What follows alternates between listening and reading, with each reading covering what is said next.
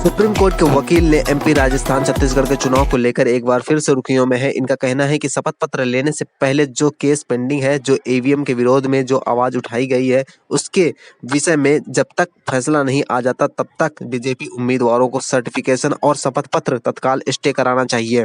इतना ही नहीं, supreme court वकील ने कहा कि हम माननीय सीजीआई चंद्रचूड़ जी से मुलाकात कर प्रे करेंगे और जो प्रश्न चिन्ह खड़े हैं उनके विषय में सुनने की बात कहेंगे। पेश एक रिपोर्ट। संविधान से बढ़कर कोई व्यक्ति नहीं। प्रधानमंत्री के खिलाफ में भी यदि कोई केस आएगा तो उसके भी रोक लग जाएगी, उतर जाएंगे। आप लोगों ने इंदिरा जी का नहीं देखा था, बहुत सारे बड़े बड़े केसेस हुए थे। यही सुप्रीम कोर्ट, यही हाई कोर्ट हुआ करती थी। आप ऐसा मत समझिए कि वो बहुत बड़ा विषय है। हमारे लिए वो एक कानूनी अधिकार है। उस कानूनी अधिकार में जो भी सामने आएगा, यदि वो गलत है तो CGI, supreme court, high court की ड्यूटी बनती है कि उसका वो संरक्षण करे। शपथ ले लेते हैं, मुख्यमंत्री पद संभाल लेते हैं, उसके बाद भी हटाए, बिल्कुल हट जाएंगे। वो कोई बड़ा इशू थोड़ी है, वो तो करना ही है। अगर सीजीआई सामने किसी बड़े वकील का एक लेटर आया तो उसमें उन्होंने रिप्लाई दिया है कि मैं संविधान का रक्षक हूँ और कानून का मैं सिपाही हूँ। इसका मतलब आप लोग समझ सकते हैं कि क्या मैसेज देना चाह रहे हैं। अभी तक ये लग रहा था कि मध्य प्रदेश में 230 कैंडिडेट हैं, जो लूजिंग कैंडिडेट हैं जितने, वो कितने हमारे साथ में एफिडेविट के साथ में आ जाते हैं। तो एक दो दिन से इसी बातों पर चर्चा हो रही थी, इसलिए मैं थोड़ा रुक गया था। नहीं, अब तक मैं बहुत कुछ मैं अपडेट कर सकता था और कर भी लेता। तो मुझे जो कैंडिडेट्स थे उनसे मुझे पूछना भी जरूरी था कि आपकी विधानसभा में क्या टेम्परिंग हुई है, क्या ब्रॉडकास्टिंग रही है, ये सारी चीज़ें थी। तो किस तरह से उनका क्या रहा, तो वो तो एक अलग मुद्दा हो गया। तो इसके साथ में मैंने कल की प्लान बना लिया है कि कल इसको मेंशन करके और स्टे ऑर्डर लेने के लिए हम फर्दर प्रोसीडिंग पर आ जाएंगे। और कल हम पूरे प्लान में हैं कि ये जो हमारे राइट का वॉलेशन है फ्री एंड फेयर का, देखिए अभी तक आप लोगों के माध्यम से मैं 10 दिन से उठा रहा हूँ क्वेश्चन को। लगभग सीजीआई से भी मैंने रिक्वेस्ट किया था, आप लोगों के माध्यम से सबको पूरे देश को पता है। और इसके साथ में इलेक्शन का फ्री एंड जो फेयर इलेक्शन को लेकर के चीफ इलेक्शन की कमिश्नर ऑफ इंडिया की, मध्य प्रदेश स्टेट कमीशन की जो ड्यूटीज थी, उससे भी परफॉर्मेंस ऑफ ड्यूटीज उनकी पूरा वॉलेशन में है और उन्होंने परफॉर्म नहीं कर पाए हैं। तो उसको भी लेकर के कहीं कहीं क्वेश्चन रहेंगे। और 3 दिसंबर को ही मैंने जब 3 बजे के बाद से इस चीज़ों को मैंने ऑन कर दिया।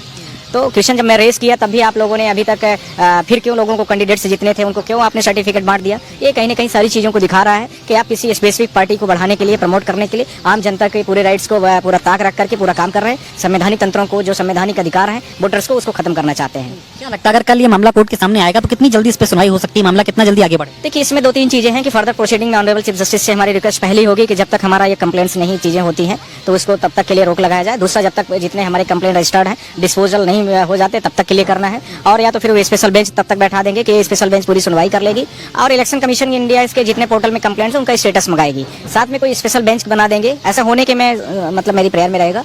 तो ये इसको जो है 10-5 दिन के अंदर में जल्दी से जल्दी सारी मैटर्स को डिसाइड करिए, तब तक के लिए पूरा स्टे ऑर्डर कर दिया जाए। और इसके साथ में तब तक कुछ और नई चीज़ों को लेकर के कोई नई चीज़ें नहीं हो पाती, ये हमारी ऐसी प्रेयर होगी। दूसरी चीज़ है कि यदि मान लीजिए वो घोषणा कर लेते हैं, चीज़ें आती रहती हैं, तो फिर जैसे मैटर जब 3 दिसंबर के उसमें है संज्ञान में सीजीआई के, तो फिर तो आप सारे लोग देख ही रहे हैं कि यहीं इसी सुप्रीम कोर्ट के इसी ग्राउंड से आप लोगों ने कवरेज किया होगा कि मुख्यमंत्री बना और उसके बाद फिर उसको हटाया गया उससे।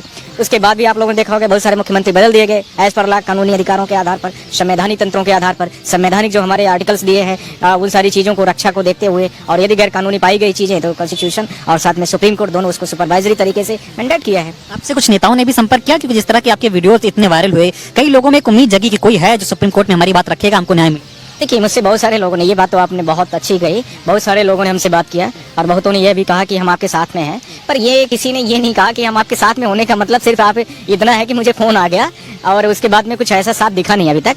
और मैंने उनसे यह भी बोला, बड़े बड़े मतलब मैं आपसे बहुत ऑफिशियली बोलना चाहता हूँ, जो इंडिया के टॉप ब्रांड्स हैं उन टाइप के लोग मुझसे संपर्क किए। पर मैंने उनसे स्पष्ट बोला, बोले हम ये करेंगे, हम वो करें। हम कहे आप करो या ना करो, हमें जो करना है मैं अपना काम करता हूँ, ठीक है। और दूसरा मैं ये भी बोला कि आप को जब करना होगा तो आप उसमें कंसीडर कर लेना, विचार कर लेना, पर हम अपना काम कर रहे हैं। उनका मतलब ये था कि हम भी बहुत सारे हमारी विधानसभाओं में टेम्परिंग हुई है, ये है वो है, तो ये बताना चाह रहे थे। पर उनका यह आश्वासन था कि हम बहुत सारे लोगों को और भी भेजेंगे, पर ऐसा कुछ था नहीं। अभी सबूत भी मांगेगा, क्या लगता है कैसे सबूत आप पेश कर पाएंगे? सबूत है ना, ये कौन कौन सा सबूत है कि ईवीएम हैक के माध्यम से बहुत नहीं हैक करने के लेकर के मैंने आपको पहले दिन से ही बोला है कि बहुत सारे लोग कहते हैं कि हैकिंग हो सकती है। मैं भी कहता हूं कि संभावनाएं होती हैं। मुझे बहुत सारे लोगों ने फोन भी किया कि ये तरीका है वो तरीका है, पर जिस तरीके के बारे में मैं नहीं जानता हूं तो वो अप्रूव मैं उसको नहीं कर सकता हूं ना एफिडेविट के साथ में कि नहीं मैं जानता हूं ऐसे किया जा सकता है। मैं झूठ क्यों बोलूंगा? हम तो सिर्फ वही बोल रहा हूँ जो सोशल मीडिया में, जो पेपर्स में, जो न्यूज पेपर में, स्टैंडर्ड न्यूज पेपर में। ऐसा भी नहीं कि कोई लोकल पेपर्स के माध्यम से मैं किसी चीज को कवरेज दिया है, तो वो नहीं है। सारी न्यूजें चल रही हैं, इंडिया के टॉप न्यूज चैनल से चला रहे हैं कि इन पेपरों में ऐसी खबरें आई थी, तो उनके माध्यम से मैं बात कर रहा हूँ। लोग तो कुछ भी कह सकते हैं, पर एफिडेविट के साथ में कितने लोग कोर्ट में आ रहे हैं, दिस इज द इंपॉर्टेंस ना। इलेक्ट्रॉनिक एविडेंसेस कितने लोग ला रहे हैं, this is the importance. Other thing is also relevant documents, if you have the relevant documents they can you submit. तो ये तो सारे इसके पिटीशन के साथ में आ सकते हैं, तो उसमें कोई इश्यूज नहीं है। अभी अगर मैं देखूं, आपको एक कोट कर रहा हूं, एसवाई कुरैशी हैं, पूर्व मुख्य चुनाव आयुक्त, तो उन्होंने एक खबर सामने आई कि 6.5 लाख वीवीपैट खराब हो गए। तो उन्होंने कहा इतनी बड़ी संख्या में वीवीपैट का भी खराब होना एक बहुत जो है गंभीर बात है, इस पे भी ध्यान देना चाहिए, जो कि चुनाव आयोग ने नहीं दिया। आप देखो ना कि 15,000 कंप्लेंट रजिस्टर्ड पड़ी हैं पोर्टल में, उसमें कोई संज्ञान हो रहा है? वीवीपैट में कौन संज्ञान ले रहा है? आप देख नहीं रहे कि कैंडिडेट्स कह रहा है कि हमें एक भी विधानसभा में अपने वोट नहीं मिले पोलिंग लेवल पर, और इसके साथ में आप देख रहे हैं कि कोड ऑफ कंडक्ट का वायलेशन हो रहा है। चीफ इलेक्शन कमीशन के पास दम नहीं है कि वो अगेंस्ट में जाकर के जो है तो कोई भी एफआईआर रजिस्टर्ड करे या कुछ भी कंप्लेंट रजिस्टर्ड करे एज पर लॉस जो है। तो आप क्या उम्मीद कर रहे हो? अब तो हमें सिर्फ सीजीआई से ही उम्मीद है जो है, और इलेक्शन कमीशन से तो हमें ऐसा कुछ अभी दिखता हुआ नजर नहीं आ रहा है। जब तक कि सीजीआई साहब उनको डायरेक्शन नहीं करेंगे, जब तक कि सीजीआई साहब उनका संज्ञान नहीं लेंगे, तब तक मुझे नहीं लग रहा है कि कुछ ऐसा करेंगे। आपने एक सवाल भी अभी खड़ा किया थोड़ी देर पहले बातचीत के दौरान कि जब जिस दिन 3 तारीख को नतीजे आ रहे थे, उस दौरान 15,000 जो है शिकायतें इलेक्शन कमीशन के पोर्टल पे पेंडिंग थी, बिना उसका निस्तारण किए सबको प्रमाण पत्र बांट दिए गए, बीजेपी के नेताओं को जिता दिया गया। मैं ये 3 तारीख की बात नहीं कर रहा हूँ, मैं ये 22 नवंबर की बात है। ये जो पेपर्स में आई थी खबरें, ये 22 नवंबर की है, उस दिन की नहीं है। उसके बीच में कितनी फिजिकल पेपर्स पड़े हैं, कितना डीएम के पास, एसडीएम के पास, तहसीलदार के पास, जो और भी इलेक्टोरल ऑफिसर होते हैं उनके पास कितनी पेंडेंसी है, ये कोई नहीं जानता। इसका हमारे पास भी डेटा नहीं है, पर ये वो डेटा है जो ऑनलाइन पड़ा हुआ है पोर्टल में, न्यूज़पेपरों में आया है। मैं सिर्फ उसी डेटा की बात कर रहा हूँ। और इसी के साथ में मैं आपसे यह भी कहना चाहता हूँ कि ये 22 तारीख से लेकर के 3 दिसंबर के बीच में और भी बहुत सारे कंप्लेंट आए। 3 दिसंबर को टेम्परिंग की बहुत सारी घटनाएं घटी, इसके बाद में बहुत सारे जो है तो ईवीएम 99% चार्ज पाई जा रही है, उसकी अलग घटनाएं आई हैं। तो इस तरह से बहुत सारे और भी इश्यूज हैं, पर कौन रेज कौन कर रहा है? आप देखिए ना, इलेक्शन कमीशन ऑफ इंडिया को कोई खबर पड़ रही है, खबर हो रही है, पर वो कहीं संज्ञान नहीं ले रहा है। कुछ लग रहा है कल जब आप इस मामले को कोर्ट में लेकर जाएंगे, आप कह रहे सुबह आप जाएंगे इसको लेकर, तो क्या कल क्या बड़ी खबर सामने आ सकती है? या तो संविधान की जीत होगी, या तो ये होगा कि जो इलेक्शन कमीशन ऑफ इंडिया है, यह मान के चलना है आप कि वो पूरी तरीके से संवैधानिक कानून की रक्षा नहीं कर रहा है, यह साबित हो जाएगा। और मुझे चीफ जस्टिस ऑफ इंडिया से पूरी उम्मीद है कि वो कुछ ना कुछ बड़ा डायरेक्शन देंगे। बस इतना ही कहना चाहता हूँ आज। कल का आप लोग इंतजार करिए सुबह का, और अच्छा होगा जो होगा। ये देखिए, आप लोग इसको बहुत वैसे मत समझिए, हम लोगों का रोज का काम है अच्छा काम करना, एक उद्देश्य है। केस चाहे किसी का भी हो, ये हमारे देश का इशू है, हमारे पर्सनल राइट्स का है, इसलिए हम उसको बहुत सीरियस हैं और हम उसको प्रॉपर तरीके से कर रहे हैं। हम बहुत सारे दर्शकों को भी बताना चाहता हूँ कि आप सारे लोग सोच रहे हो कि मैंने पिटीशन फाइल किया, ऐसा कुछ आगे नहीं किया। तो मैं आप लोगों के माध्यम से बोलना चाह रहा हूँ कि 3 और जो राज्य थे, वो बहुत सारे कैंडिडेट्स हमसे संपर्क कर रहे थे और उन्होंने बोला था कि मैं सप्लीमेंट एफिडेविट दूंगा, पर इसकी वजह से हमने थोड़ा सा आगे पीछे हुआ है। तो अभी तक जिनका आया तो वो ठीक है, नहीं आया तो उसके हम अगली तैयारी पर खड़े हो गए हैं। प्लीज छोटे सवाल पूछूंगा, छोटे छोटे जवाब आपसे। क्या ईवीएम हैक हो सकती है? कोई भी दुनिया की मशीन हैक हो सकती है जो मानव निर्मित है। क्या लगता है कि ईवीएम अगर हैक हुई है तो क्या चुनाव पे रोक लग जाएगी? मैंने यह बोला है, आप उस चीज को फिर से सुन लीजिए कि ईवीएम हैक हो सकती है। कौन हैक कर सकता है ये मैं नहीं जानता हूँ। मेरे पास तो फोन इतने आए कि मुझे लगता है कि आधा मैं एक्सपर्ट हो गया, पर मुझे लगता है कि I have no technical degrees in this such types of the relevant events, तो इसलिए मैं नहीं बोलूंगा, पर यह है कि ईवीएम हैक हो सकती है। अगर इस मामले में सुप्रीम कोर्ट संज्ञान लेता है तो क्या चुनाव रद्द हो सकते हैं?